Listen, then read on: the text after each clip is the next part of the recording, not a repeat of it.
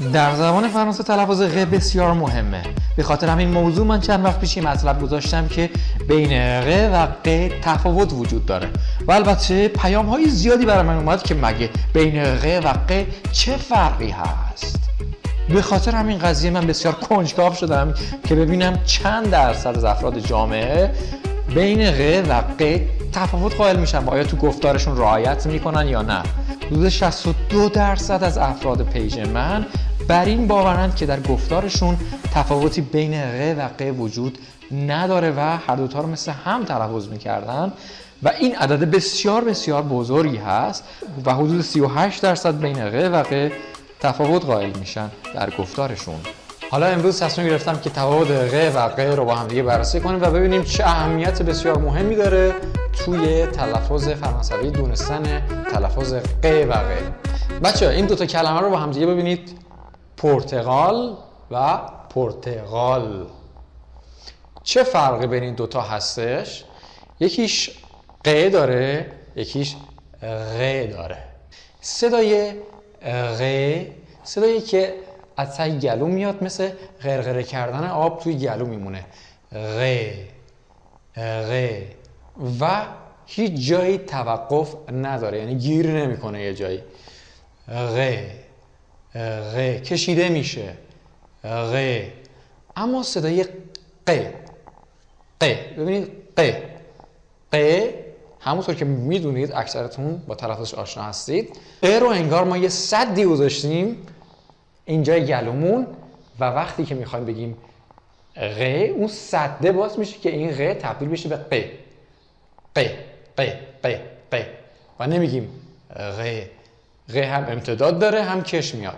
اما آیا این غ همون غی هست که توی فرانسه تلفظ میشه؟ باید بگم توی فرانسه یه ذره نوانس داره، یه ذره فرق داره با اون چیزی که توی زبان عربی تلفظ میشه.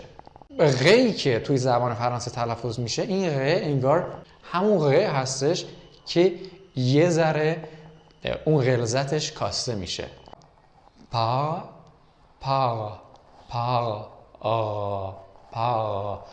exemple اون غلظتی که توی زبان عربی بود نبود که میگفتیم par غ، اونجا میگفتیم غ، ولی اینجا par توی گلوی تر par exemple. اوکی؟ je parle de rien de rien.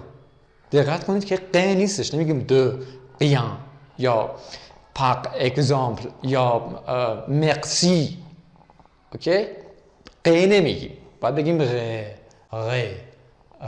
تایی گلوی تر. par exemple.